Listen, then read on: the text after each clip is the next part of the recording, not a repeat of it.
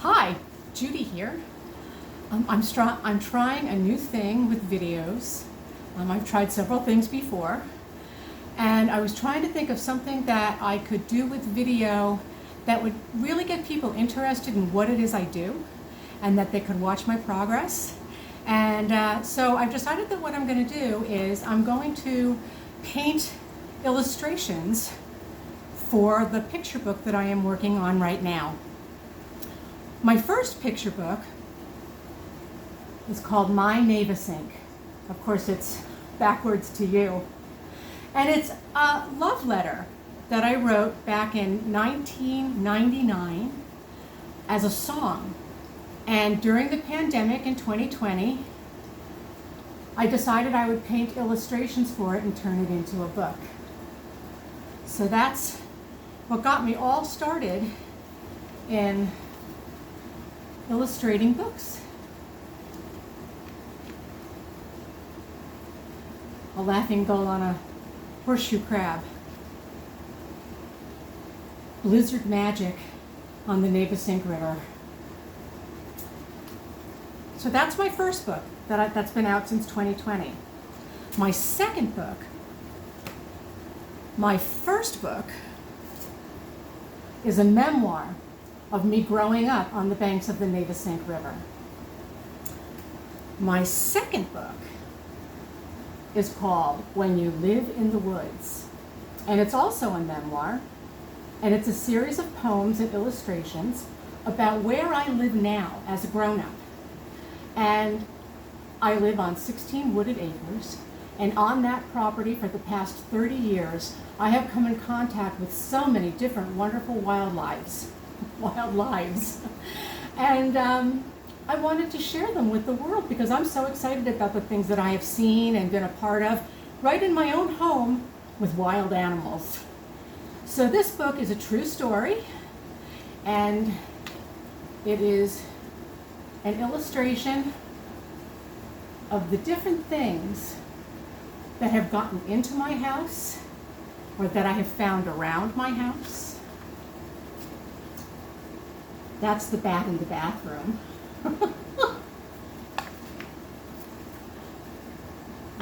And that's the owl outside my son's bedroom. When he was afraid of the dark, I would go into his room and I would say, "Do you hear the owl? The owl is keeping you safe. He's watching over you." And that's what helped him get over his fear of the dark. And the Luna moth. The Luna moth. We see them in our windows, we see them around our lights, and they are such a tremendous blessing. So each one of the illustrations has a poem that goes with it. And so the poem that goes with the Luna moth is, "After the sun sets and everything's still, out of the darkness to our windowsill, soft as a whisper, lighter than air, a Luna moth flutters in beauty so rare." And this was the time we opened the door and a little Phoebe bird flew in. And this is the poem that goes with that one. "Oh no, not again. Now what did we let in? A little Phoebe, gray and tan, circling our ceiling fan. Who left the door open? I want to know." And I hear a chorus of, "I don't know. Open the window, get the broom. Don't you hurt her, give her room. Safely out the window go." So each page is either a poem or an illustration. So when that was done, I started to think about what I could do next because I want to keep doing illustrated books. And I thought about where I have spent my entire life. I have spent my entire life down the shore in New Jersey. So I decided that I would make a picture book called When You Live Down the Shore. And I am taking illustrations, I am making illustrations of places from from Sandy Hook all the way down to Cape May. And each page is a different spot along that journey. And it will be a poem, and it will be a painting. So that's what I'm doing now, and I thought maybe you'd like to watch. So the painting that I'm working on right now is for Seaside Park, which is in Ocean County. It has a wonderful state park called Island Beach State Park, where there is quite a population of foxes, and sometimes the foxes come into the town. So this is my illustration for Seaside Park, the foxes. I hope you enjoy watching me.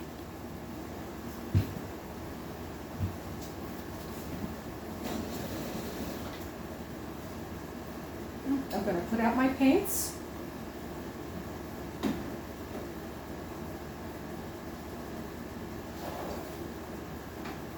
Okay, there's my white.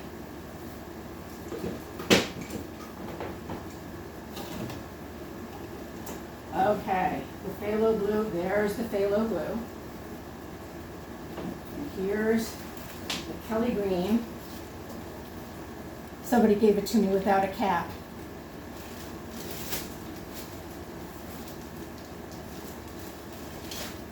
So I'm going to put a little dab of Kelly green on my glass palette.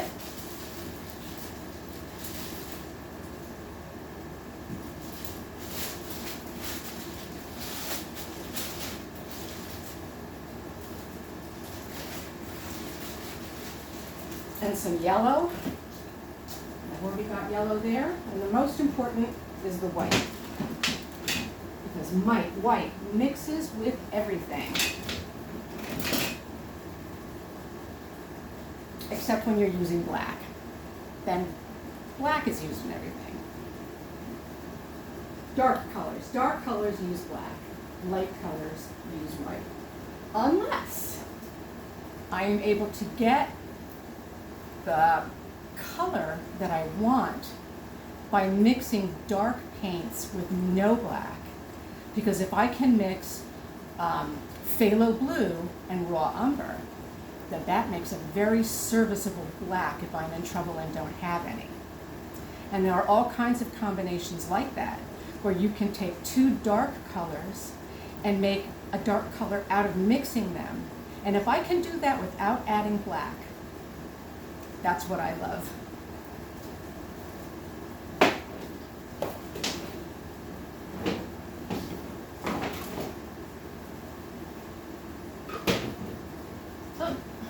This is my paint thinner. I paint in acrylics. I paint with acrylics underneath, and then on top I lay on a layer of oil paint to make it rich and yummy looking.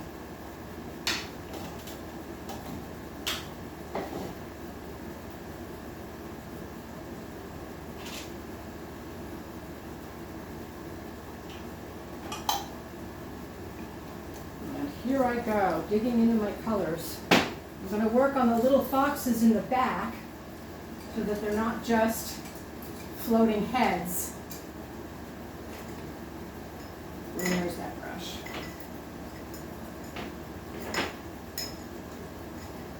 There it is. Okay, so I'm going to mix some phthalo blue.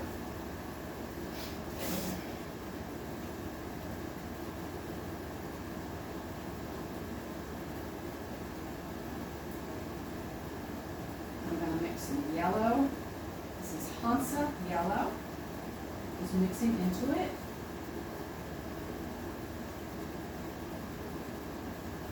And a little alizarin crimson.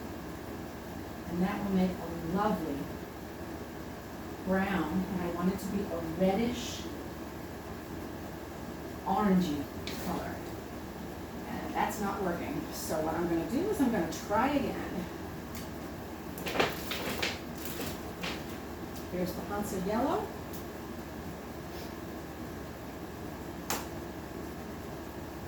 And I'm going to put out the alizarin red, the alizarin crimson,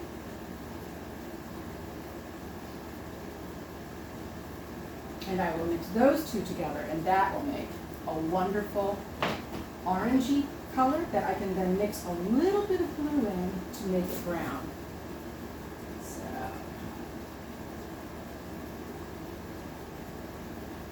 Right, that's the Hansa yellow. Here comes the alizarin crimson.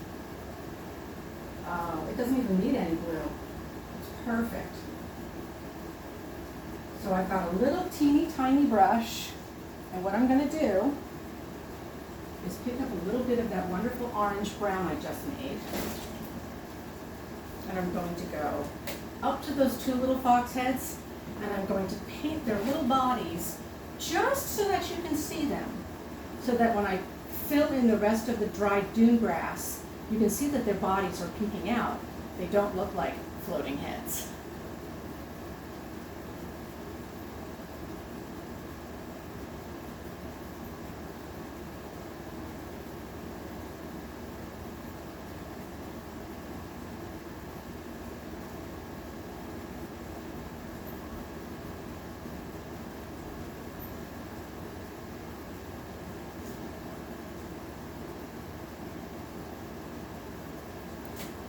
Get a little thinner.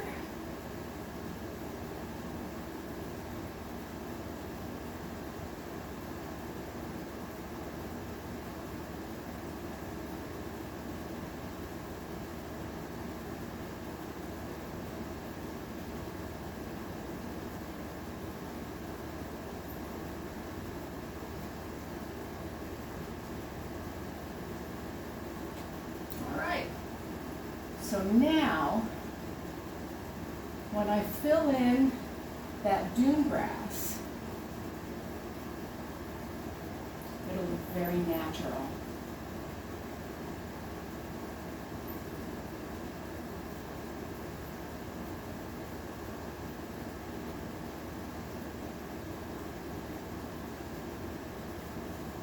All right. So we'll give that a little time to set. You may wait until tomorrow to fill in the rest of the dune grass because when it's wet it kind of smears. Not always, but sometimes.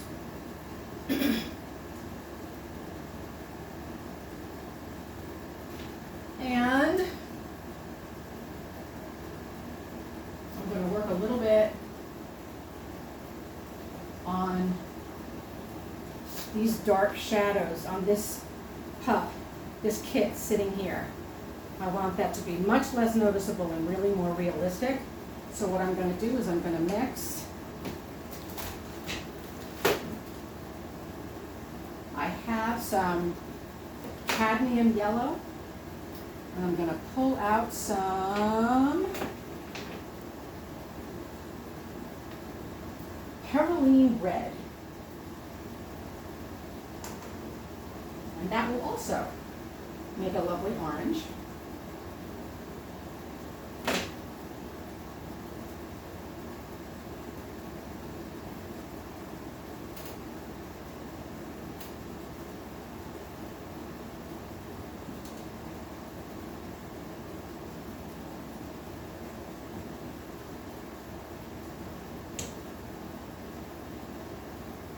So now I'm going to go into these little marks in here and I'm going to make it look like the fur is overlapping them so they really look like shadows.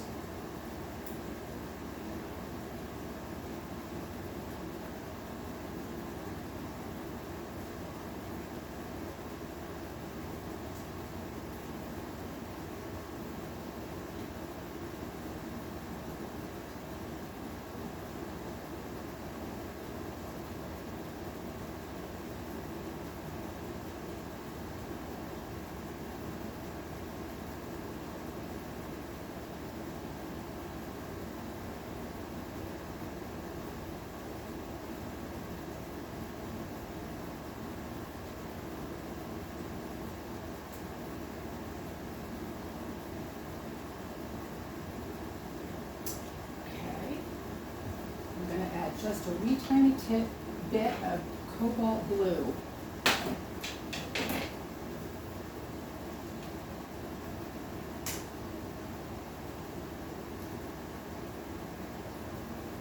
And that'll make it just a touch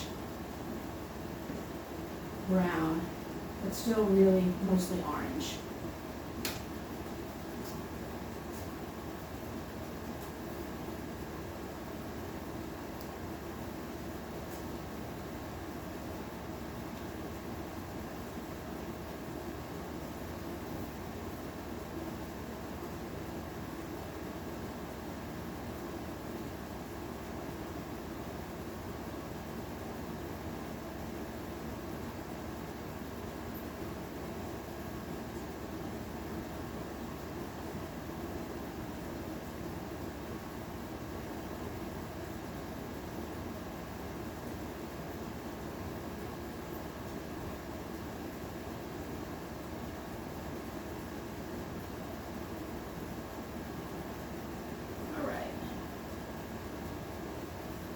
So that's what I'm going to continue to do today. And I hope that you have enjoyed your time with me. It's time for me to go. I'm so glad you came. I'm going to post this on my YouTube page and also on my Facebook page. And I hope to see you around. I'll be back.